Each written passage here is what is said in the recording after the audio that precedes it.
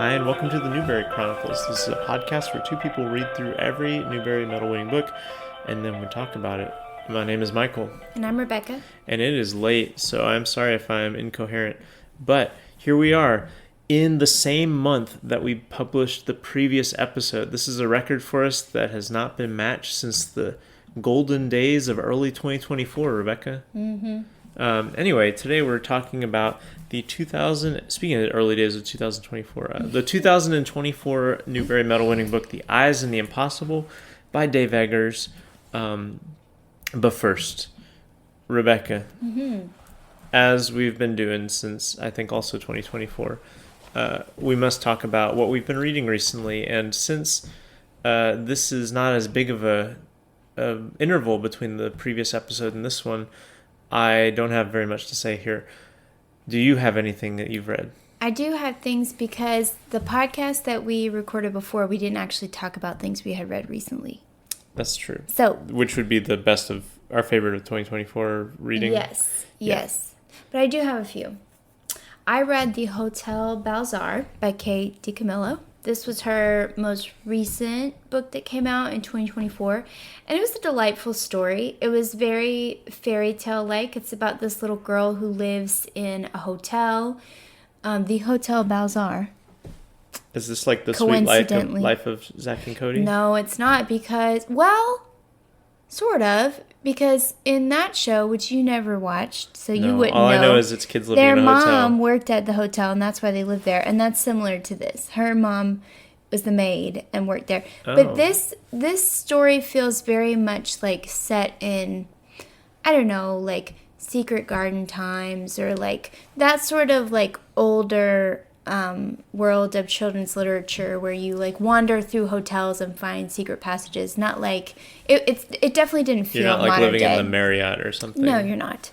Anyway, so they live in the attic. So that's what I mean. Like those sort of books where you're the maid and you live in the attic with your daughter. And her father has been off at war. We don't know what war. It's unspecified war. And she's just longing for him to come home. And there's this very old, very mysterious, beautiful countess who comes to stay at the hotel. And she has this parrot with her who used to be a general. And the parrot did? He was turned into a parrot by a witch. Anyway, it's important in the book, but It's not important for the summary. But that kind of tells you what this book is like. I've never seen The Sweet Life of Zach and Cody, so for all I know, one of them was a parrot. The only similarity between those two is that they lived in the hotel and their mom worked there. Just like... It's a significant similarity. Just like this main character. Anyway... So she visits this countess and she tells her different stories. And throughout the story, she's trying to figure out like what's happened to her father and where he is. It was just a delightful, delightful story. Kate always does it well, and she did it well again. Anyway, this book was very good. I read The Long Way Home by Louise Penny. I have been reading these books for a while, so if you're not new to the podcast, you already know this. This murder mystery actually starts out as not a murder mystery, and one of the main characters in Three Pines is missing, and so they're trying to find out what happened to him. And I found this book to be kind of a downer after the one I read previously, which was very good. This one felt very slow to me. There was a lot of talk about like paintings and things that I wasn't super like related to or engaged in. And I was very disappointed by the ending, but I'm still going to read the rest. I read Wicked by Gregory Maguire, and Michael has heard me talk about this book so much that I'm not going to spend a lot of time here, except to say I really did not love it. It took me a long time to come to that conclusion because I thought that maybe I was reading poorly, which I will say it took me a very long time to read this book because I kept putting it down to read other things. And that's not the fault of the book. It's just that this book is very thick, very involved. There are a ton of subplots. It's very much a fantasy book. I am not a huge fantasy reader. I We can discussed get in. earlier this week that there are 3 genres that Rebecca does not have a natural affinity for. That's going to make me... Okay, go ahead. You can say We'll leave it up to the listeners to decide what 3 genres those are. Y'all already know I hate books set on boats. That Wicked did fine with that. There were very few boats. I'm sure there were some boats. There's so much that happens in that book. I'm sure there's some boats. Was there a second mate? Here's what I will say about Wicked is that I think the main thing that I have frustrations about is I don't love Gregory Maguire's like the questions he's asking about humanity, which are valid questions, but I don't love everybody is in some way evil. Everybody is in some way like complicated in is ways everyone that in aren't some way wicked, would you say? Yes. Okay. Yes, it's in the title. You're so funny. Let me tell you. I understand people are nuanced. I understand people are complicated. I don't love reading about characters that you don't actually want me to like when they're all like that. Jodi Picoult also does this. And I love you, Jodi, and I will keep reading your books because they're quick reads, they're engaging. But I don't know. It's something about, I just don't want to think of, I know every human has the capability of wickedness and evil, but I want to root for some characters, and there's very few that you can root for in this book. And anyway, it just was very, very involved with one thing that I appreciated about it that bogs me down in other fantasy is there's not a ton of like world building that you get lost in, but the alternative is that he just throws you in here and you're just supposed to figure out where all these places are. And it was a little much for me. So I'm not telling you, readers and listeners, not to read it. I'm just saying I feel bad, but I don't think I liked it. Okay. And then I read The Bean Trees by Barbara Kingsolver. This book is wild.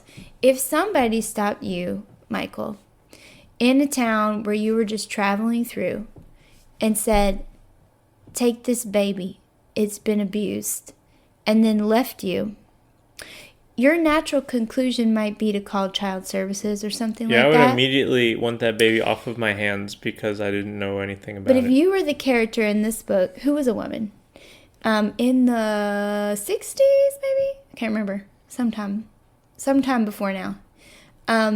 She didn't do any of that. She just took the baby and went on.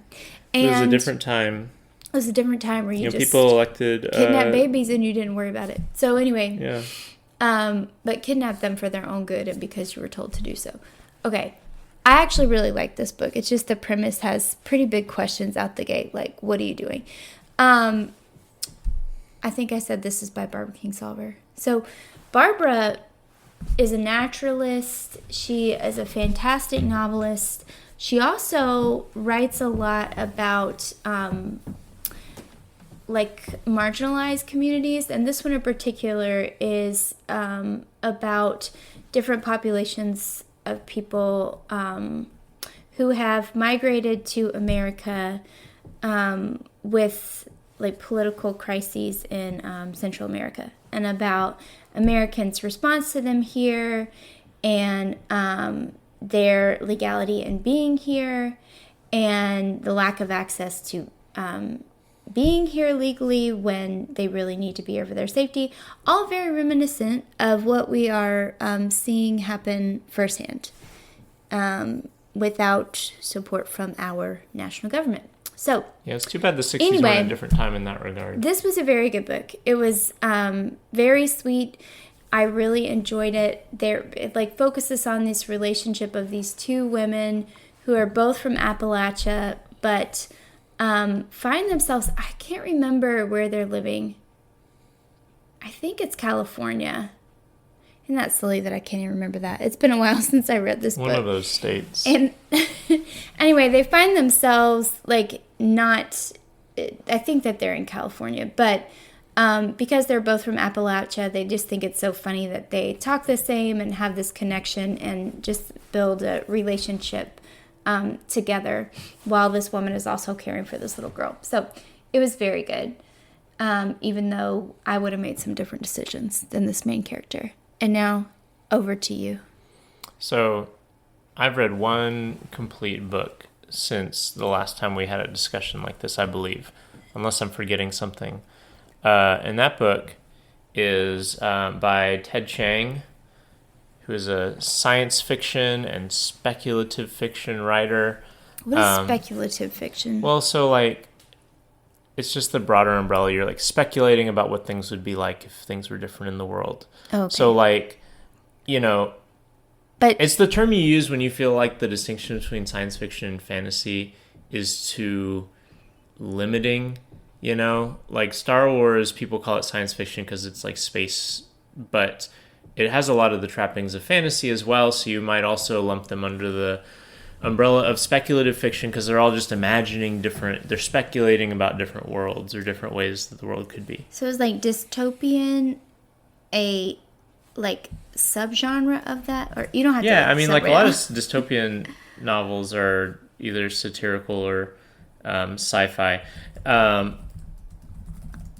I'm going to look up on the internet right now what speculative fiction is so we don't run into a polyglot situation. I was thinking about that earlier today. You're still plagued by how that? I misused the word polyglot. So anyway, what Google says via Oxford Languages, a genre of fiction that encompasses works in which the setting is other than the real world. So Gotcha. that could be anything. It could be Wicked. Or it could be the short stories in this short story collection by Ted Chiang, which is called Exhalation. So this is a book from 2019, although it's a short story collection, so many of the stories are from years prior. Ted Chiang is probably most famous for having written the short story that became the basis for the movie Arrival with like Amy Adams. And that's from a collection called Stories of Your Life and Others, which is, I have also read. Very good speculative fiction collection. This collection, Exhalation, is more recent, and it's also very good. Each of the stories has some like really interesting kind of like high concept like thing. What if you had a mechanical nanny? Or what if parrots could tell you how they feel about the search for extraterrestrial life? Or what if you could peer into an alternate universe and talk to the alternate universe version of yourself? Or what if everybody was mechanical and their mechanical processes were governed by differences in air pressure? That all of these sound kind of silly, but the really cool thing about Ted Chiang is that he makes these stories and these outlandish concepts just really engaging, not just on a character level, but on like a philosophical level. Like he's really great at like taking a single concept and spooling out over the course of sometimes just a couple pages, occasionally over the course of what basically amounts to a novella, spooling out like all the consequences of this one concept and how that might shape the world or that might shape a person's actions. And these stories were very good, and I really liked them. So if you like that sort of thing, if you liked the movie Arrival, if you liked his previous collection, Stories of Your Life and Others, then I would recommend Exhalation. It's very good. I've not completed any other books. All right. I'm in the middle of a few others, but that's the only one I got. Good for you. Well, better for you that you read all those other ones. Better for me that I finally finished Wicked. Yeah, I am very happy about that. That's been sitting on your bedside table for a while. Guys, I just wanted to like it so bad. Well, Because speaking I'm a of huge fan of the musical. So let's move on, Rebecca. Speaking of and we'll liking talk about things, Dave yeah. Eggers. Dave Eggers, who wrote The Eyes and the Impossible. Yes. Tell us about his life. Let me tell you about Dave. Okay, Dave has lived a life and is still really living it and is writing a ton. So there's so much on his Wikipedia page. It is just rife with information, which we usually don't have for our authors of the Newberries. So anyway, Dave was born, I say all that to say I'm not going to tell you guys a lot about his specific works because there's a lot. But he was born on March 12th, 1970 in Boston. And he attended the University of Illinois to earn a degree in journalism, but he was interrupted when both of his parents died. His dad in 1991, and then his mother in 1992. He was 21 years old at the time, and he ended up becoming the primary guardian of his youngest brother and moved to Berkeley. He began writing as a Salon.com editor and founded Mike magazine in San Francisco in 1994. At the same time, he was writing a comic strip called Smarter Feller for SF Weekly. He is very well known for his 2000 memoir that Michael has read, A Heartbreaking Work of Staggering Genius. It's good. This was his very first book, and it is a memoir with fictionalized elements. It also has a lot of like playful formal elements too, like footnotes, or like the copyright page has like narrative elements on it and stuff. Oh, cool. In this book, he is focusing on his struggle of raising his brother after his parents' deaths. He's written a ton of things. He's written many novels, short story collections, screenplays, essays, journalism pieces. He's known mostly for his literature and literature for adults. Anyway, that came out weird. But I was really surprised at the list of children's books he's written. It's also extensive. Because when Michael and I saw that this was the Newbery, we were like, oh, must be his first venture with like children's literature. That is not the case. In addition to his works, his published works, he founded the literary journal Timothy McSweeney's Quarterly Concern. And, I had no idea that was the full title of McSweeney's. Well, it's not. That's just the journal. And then he also founded the publishing house that it belongs to, which is McSweeney's. Okay. He also founded this literacy project that's called 826 Valencia, which is a nonprofit writing and tutoring center for children. He founded the human rights nonprofit Voice of Witness, which uses oral history to illuminate contemporary human rights crises in the U.S. and around the world. He also founded Scholar Match, which connects donors with students who need funds to go to college. And on top of all this, he dabbles in a little bit of visual art. He took some visual art classes when he was at the University of Illinois before he had to drop out. But then he had a solo gallery in San Francisco called It Is Right to Draw Their Fur, which featured drawings of animals often paired with phrases, some from the Bible. It seemed like something that you would like to see. I would I like don't know, to it see just sounded like just weird enough that Michael would like it. I hope you take that as a compliment. I do. Okay. And then in 2015, he had his first solo museum exhibition at the Nevada Museum of Art called The Insufferable Throne of God. Also sounded like something you would like. It didn't tell me anything about it, but I was like, that title, that sounds like Michael O'Malley. Intrigued. He met his wife, Vendela Vida. Isn't that a fabulous name? Vendela Vida. I'm probably saying it wrong. Sounds like that Coldplay album. She's also a writer. They met at a wedding in San Francisco in 1998, and then they married in 2003. They have 2 kids, just like us. So basically, we're the same. Obviously. My art exhibit opens next week, if you didn't know. I thought this was really sweet. He co-authored several children's books with his youngest brother, Toph, the same brother that he was the guardian for. They wrote this series called The Haggis on Way World of Unbelievable Brilliance. The dude has a way with titles, I gotta say. So, in addition to all of this, like I said, he has written several children's books, 15 children's books if Wikipedia is correct in their list. So that's just a little about Dave. All right. Is it time to learn about the book? Let's do it. All right. So The Eyes and the Impossible. So this is a book that is told from the perspective of a dog named Johannes. Who this dog lives in what seems to be a very expansive park. I thought it was like a state park or something at first, and maybe it is, but it also seems to be some sort of city park because they talk about a city outside. of the park, and there's also like kind of municipal projects in the park. Like there's an art museum that's being created and stuff that indicate that I don't know. It's not really how I perceive state parks to be run. Whatever the case, this is a large park. Johannes lives free in this park, along with several other animals, and some of which are, there's a squirrel named Sonia. There's a seagull named Bertrand. There's a pelican named Yolanda. There's a raccoon named Angus. And then also importantly, there's 3 bison. Did you talk about Sanja? I said Sonia. Is it Sanja? Sonia? No, you're right. You're right. The squirrel. Yes, the squirrel. Yes, I said Sonia the squirrel. I believe that was the first one I listed.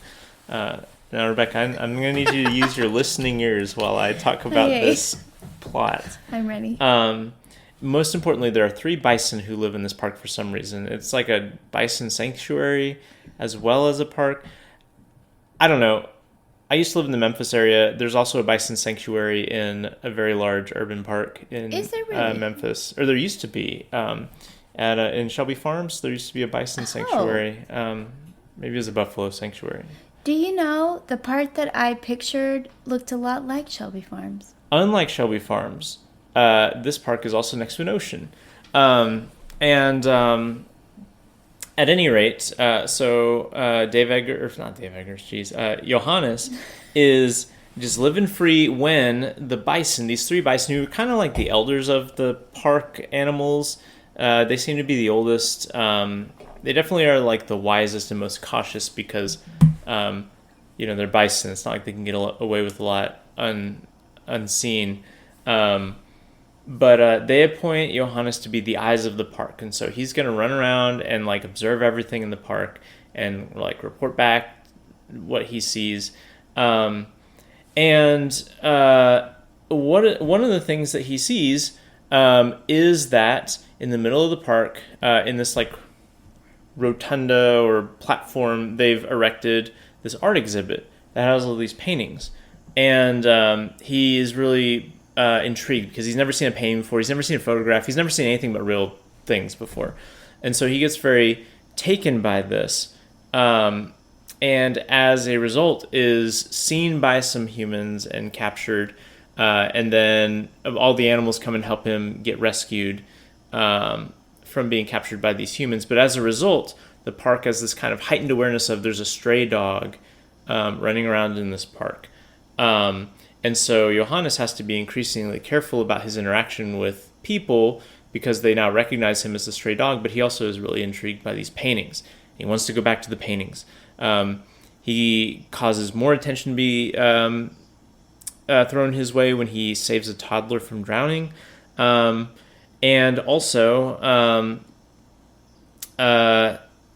there's like flyers put up about him because his picture is taken or his likeness is made at some point. But Johannes wants to remain free.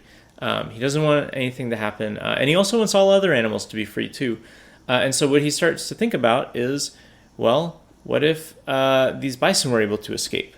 So he and some other animals start thinking about how could we help the 3 bison whose names are Freya, Meredith, and Samuel. How can we help them escape so that they're not in the sanctuary, trapped in the sanctuary anymore, and they can be free and roam out in the plains. Around the same time that they're hatching this plan, a group of goats come to the park. It's unclear to me. Rebecca and I have talked a lot about like what the nature of this park could be. These goats seem to come around because they're like supposed to graze and like eat the weeds, which I don't really understand. Maybe people do this, but like, do they not have landscapers or something? Is this like a ecological alternative to having, human, groundskeepers or something? But whatever the case, this seems to be an enormous pack of goats are brought to the park. And one of them is named Helene or Helena. How would you pronounce that? I said Helene in my head. I say Helene too because Hurricane Helene was in my mind. Probably before Hurricane Helene, I would have said Helena. But whatever the case, this goat kind of befriends Johannes, And Johannes talks about his desire to help the bison escape. And Helene helps him kind of think about this plan in which like the bison could escape on like in the herd of goats. Like the goats could basically like, camouflage the bison by like jumping all around. But what is also revealed in this, something that Johannes did not recognize, is that the park is on an island. So if they want, he somehow didn't realize that. And so if the goats will go on a boat to leave the island. So if they really want the bison to escape, they got to get the bison on the boat with the goats.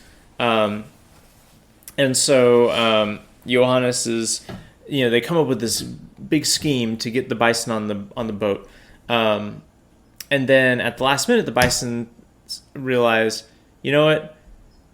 It's really nice that you have this plan, and we really enjoy the ways in which this plan has given us the opportunities to think about the ways that our life could be, but really, we think we're just going to stay here. And Johannes... but they're so thankful to have seen the sea. Correct, right, because they do start to escape. Yeah. And so they're out of their pens, and they see the sea, and they think, that's enough. Like, my life is full enough. I'm going to go back to my pen. But Johannes... is invited to go instead on the boat. And so Johannes is like, wow, I could go. There's a whole chapter in which he says, I could go. Right. Those words are written over and over again for like 3 pages or something. And so in the end, Johannes leaves with the goats and lives to be free out in the wide world. Also, 2 things that I couldn't fit in that summary organically, but that are also big components of the book. At one point, Johannes discovers that he is not a pure dog. He is also crossbred with a coyote.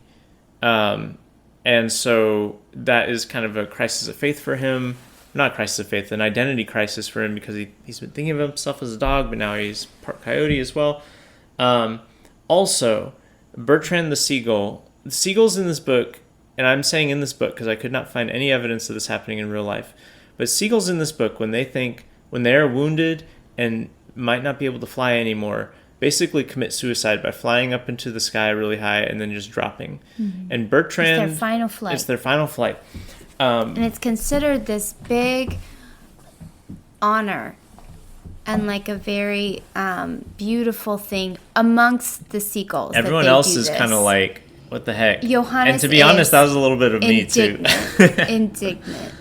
So anyway, Bertrand gets injured, I believe, acting a fool. Yeah, he's like flying in front of these archery ranges. This park also has archery ranges. He flies in front of the... He likes to fly in front of the targets and like dodge the arrows, basically, and he gets injured as a result of that. And so he's going to make his final flight, and Bertrand basically talks him off the ledge. Or excuse me, Johannes talks Bertrand off the ledge. Mm-hmm. That's right in the midst of them trying to help the bison escape. I didn't know how to fit it into the summary otherwise. Yeah, and so then Bertrand ends up going with Johannes right to the mainland. Yep.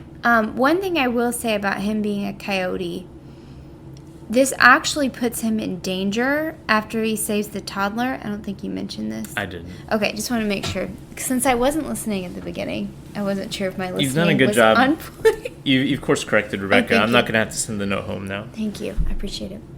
So when he saves this toddler, it's obviously a very heroic thing. No one else has seen this baby fall in the water.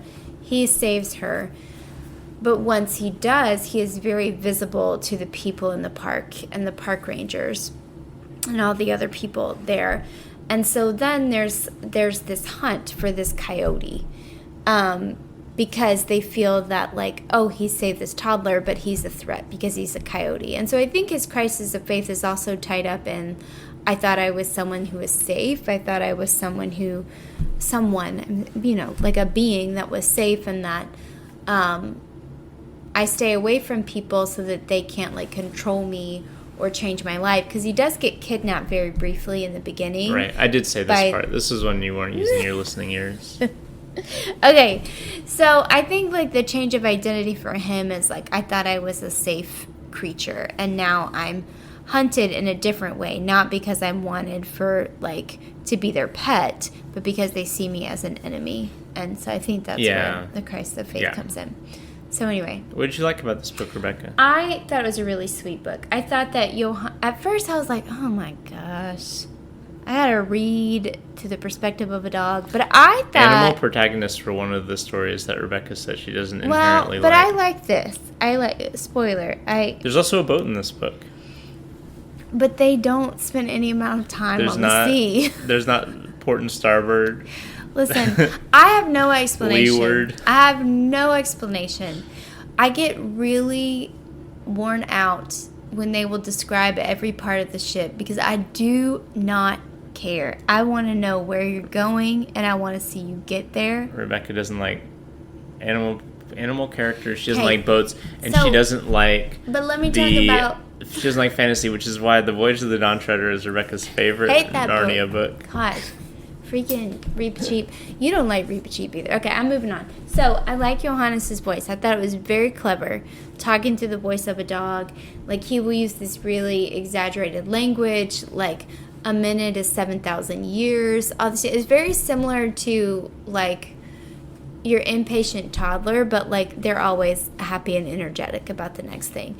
So, I thought that was really cute. I thought it was really well done, very clever through his voice. I thought this book was really intriguing. It was fast-paced. You don't get bored or bogged down. Like, it moves very quickly.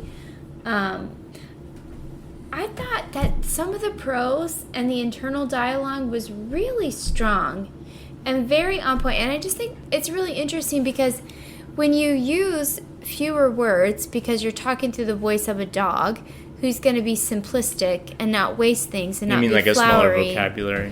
Yeah, like smaller vocabulary, but also like not waste time in saying what he's thinking. Like he's going to say it quick with maybe not as many words as you'd have in like a lengthy paragraph. But in the simplistic voice of these animals, I think that Dave Eggers does a really good job of not wasting words and saying things very poetically and beautifully through the voice of these animals. And I thought that was really good. I don't have like specific phrases to bring out right now because I didn't look those up beforehand, but there were parts where I was very moved and I was like, this is really interesting how he's able to do this in this very short, succinct sentence without like wasting any time in a really nice way. So I thought that was really, really good. I thought that the humans' relationship with the park and the land is really interesting, and how the animals and their relationship to the humans, like they just cannot exist on the same terms in the same space. They can't fully engage with one another.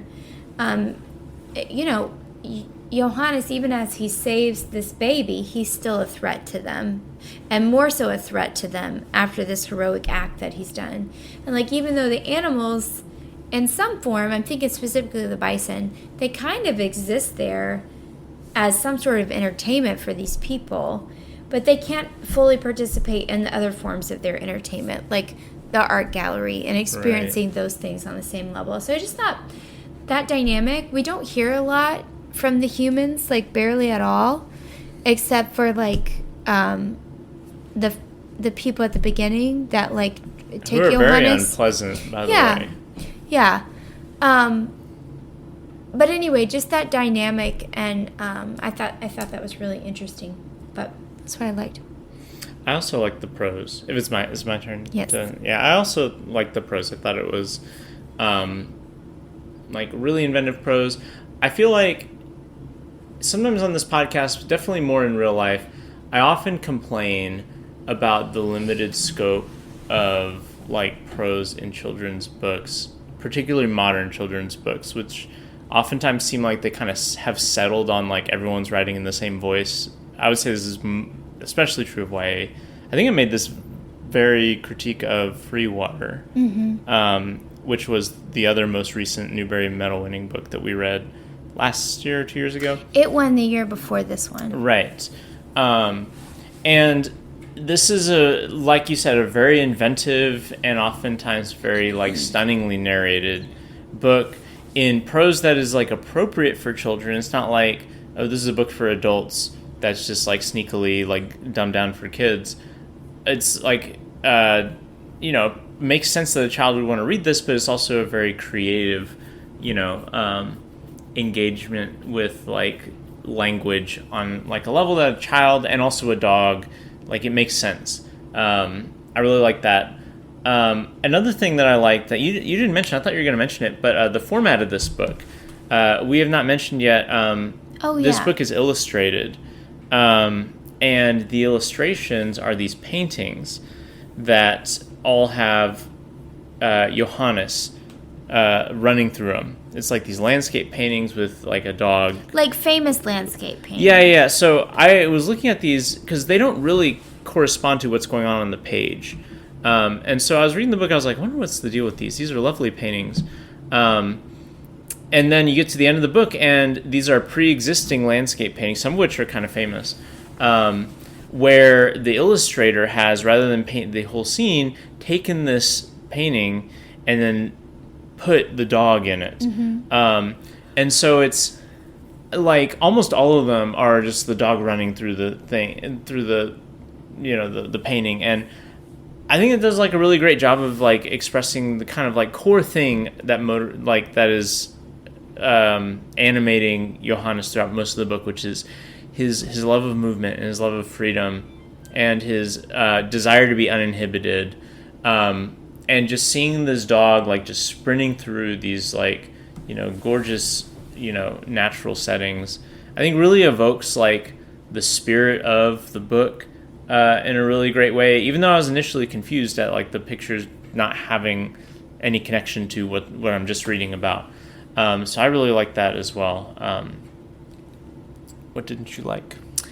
Really what I didn't like were more questions that I had that I felt were unanswered. And that's one of the things that I was mentioning is like, I know this is a newer recipient of the Newbery, which means that people aren't talking about it as much. There's not as much conversations.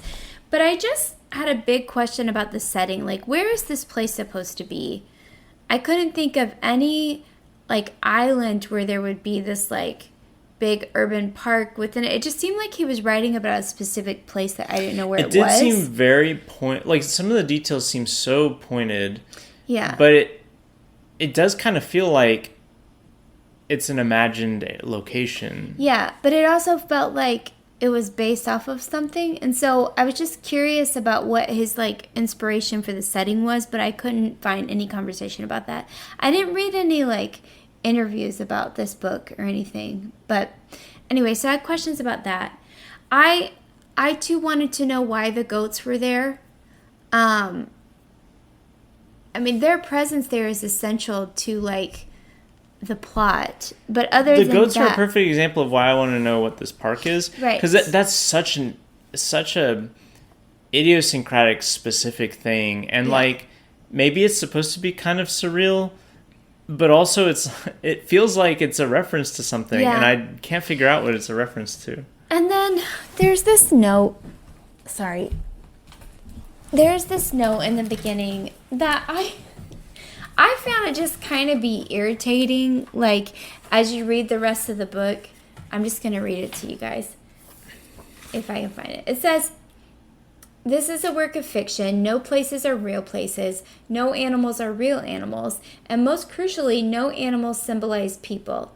It is a tendency of the human species to see themselves in everything, to assume all living things, animals in particular, are simple corollaries to humans. But in this book, that is not the case. Here, the dogs are dogs, the birds are birds, goats are goats, the bison, bison." Which is why they talk like people. All that is true, except that these animals are anthropomorphized throughout this book. So I just felt like it was kind of like, what is the point of that note? Like, it's a very Dave Eggers type note. Okay. Well, I've never read any of this stuff. He has this kind of like self-aware, like ride. I just thought it was kind of irritating. It was like, okay, then write a book about animals, but you didn't do that. You wrote a book about animals, but they're clearly having the same like feelings and emotions and thought processes as humans. I thought it was a really clever endeavor, though. I don't. Oh, I almost cute. wonder. The little phrase I put Clever together. endeavor. Clever endeavor. Bars. That's what this book Vegas is. mixtape dropping on Dat Piff next week. It's the mixtape website. What did you not like? That's what I didn't like. Well, hold on. Let me. Okay. I'm actually gonna. You gonna challenge me? I'm not gonna challenge you exactly, but I wonder if it's meant to. You know how at the beginning of Huckleberry Finn, Mark Twain has that note where he's like, anyone trying to find the moral in this will be executed, and anyone trying to find characters will be shot, and like things like that. Like, you know, which is funny coming in a book like Huckleberry Finn, which is maybe the most like thematically ambitious book like he had written up to that point. I wonder if it's almost like that, where it's like, obviously this is what you're going to do, so I'm going to write this little joke of a note that is another more bars. Look at us. It's a slant rhyme too. What did I not like about this book? I don't know. I feel like I could be convinced that this isn't the case, but I kind of felt like after having read this book that it was style without substance. No. I really liked the style of the book, as I just talked about. I found myself caring not one bit about these creatures and not really understanding why some of the things were the way that they are. I know that things can just be whimsical and not need a point, but some of these things, I just was left wondering, like, why is this here? The seagull suicide. Okay, I truly don't understand the seagull suicide. It's a pivotal, like, linchpin moment in the climax of the book, and I simply don't understand why it's there, and I left not understand. Yeah, go ahead. That is a part that I forgot to mention that I liked. I was also like intrigued by that from the very beginning. Like, they introduced this idea about the seagulls it's Chekhov's seagull suicide for sure. The book, and Johannes always has a big problem with it. He's like, I don't find this honorable. I don't find this beautiful. Even if you can't fly, you can live. Like, just this, it is so frustrating for him because he doesn't get it. And he loves Bertrand. Their friendship and that whole subplot is, I think, one of the most beautiful parts of the book. When Bertrand is injured, he's got this wing injury, he's crying. And that's another thing. Johannes is so annoyed with him at his, like, this sounds like a pun, but his flippancy, like with archery, just like flying in the. I just meant he'd At the record show, it's almost midnight when we're recording this. I just meant that he'd be doing flips in the sky to try to avoid. Anyway, Johannes is also very frustrated with him about that, and so like you see it coming when he gets injured. You see all of this coming. So when he's injured. And Johannes leaves him alone. I was like, do not leave him alone. Do not leave him alone. At literally and figuratively his lowest point. Like, I knew it was coming. It's about to be his highest point, though. And so when they can't find him at the end, and Johannes goes to him, and he stops, and he has this beautiful moment. He was like, I didn't really want to die. I just thought that's what I had to do. And then he goes to live this other life with Johannes. I thought it was beautiful. And I just think it shows what can happen when you have people in your life, or animals in your life, friends in your life. They're not people, Rebecca. I know. Dave told me they weren't. That, will show up for you and say, this is not the only way. And you have more beauty to bring to the world. And let's go experience this beautiful thing together. I think it's like, for me, they make that point at the beginning of the book. It's like, why are these seagulls committing suicide? No one knows. They just like doing this. And at the end of the book, the seagull's like, yeah, I guess that wasn't a great idea. Like, it feels like a joke because it's so tossed off. But I mean, this is like a mass, like, suicide. It's like, I don't understand the format in which it goes. There's no epiphany. Johannes doesn't change his idea about it. All he does is talk him down from killing himself.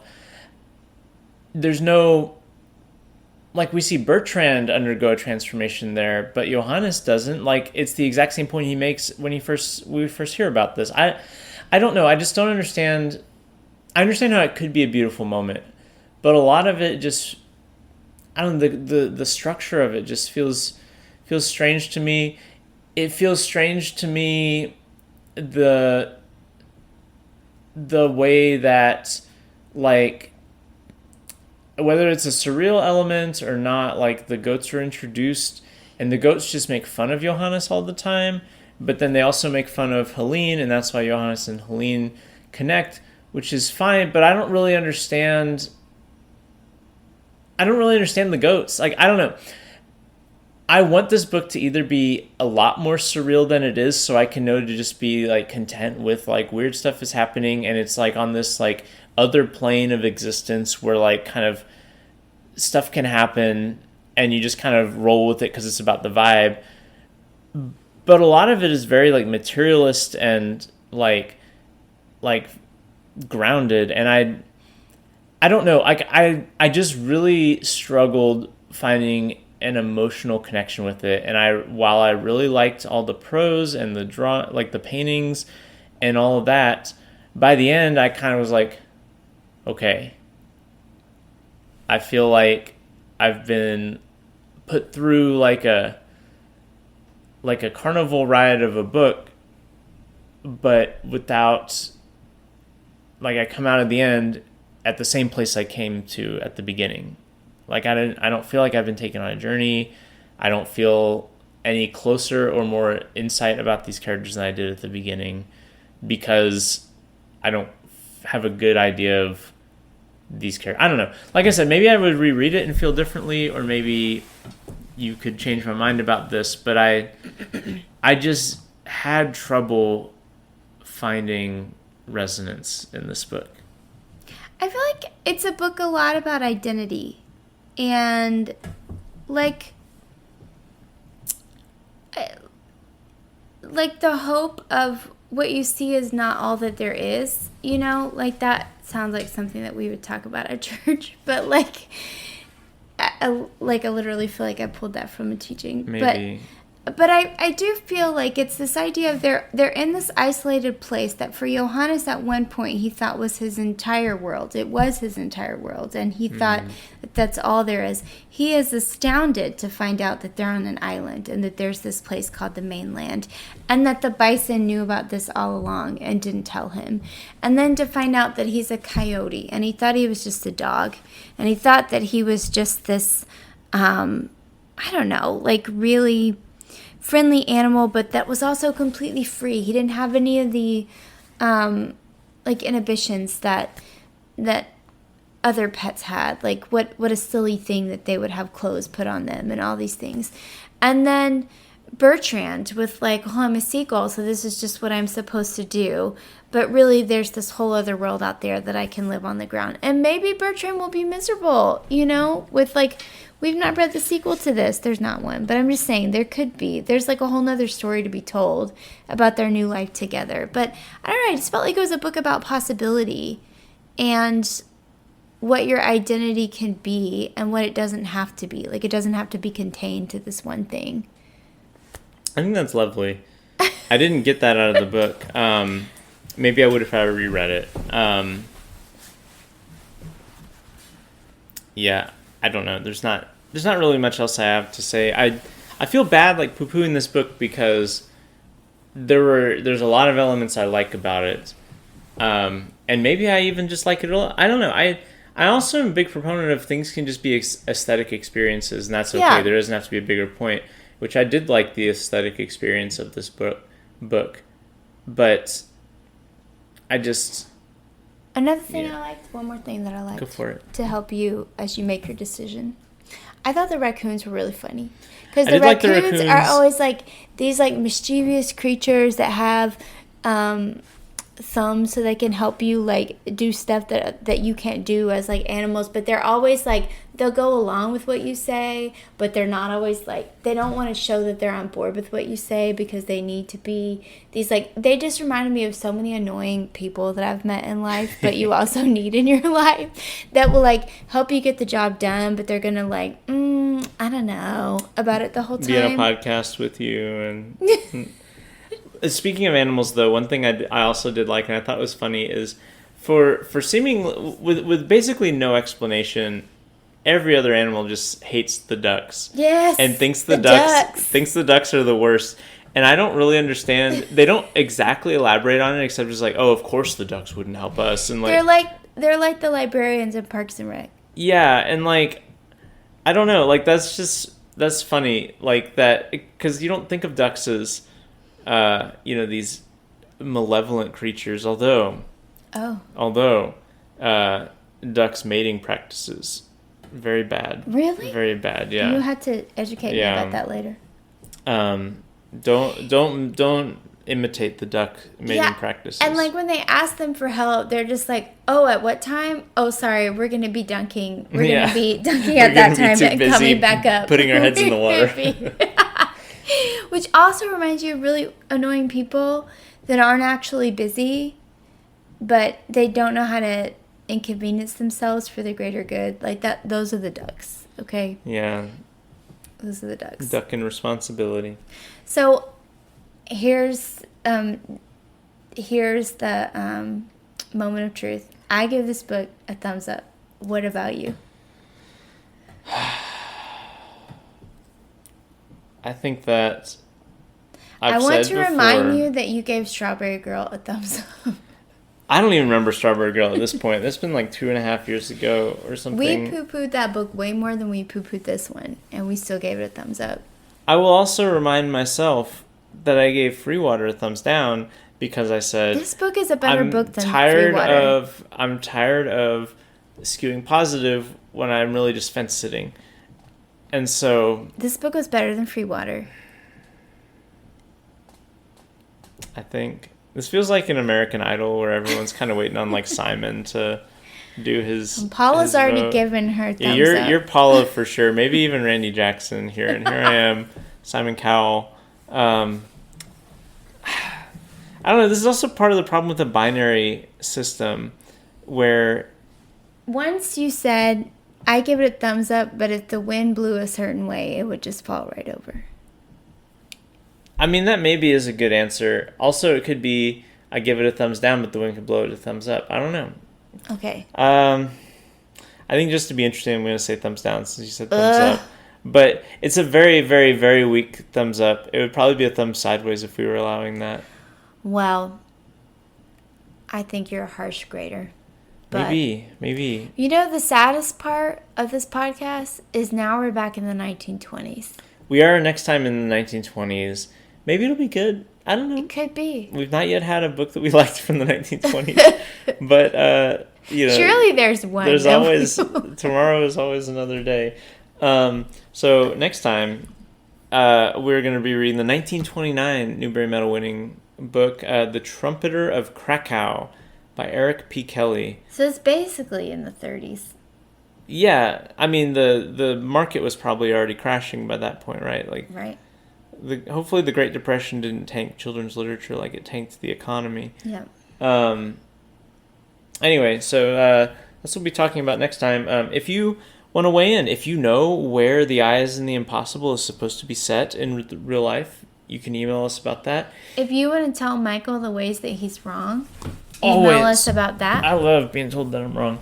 Just tell me that I'm right, but you can tell him he's wrong. Yeah.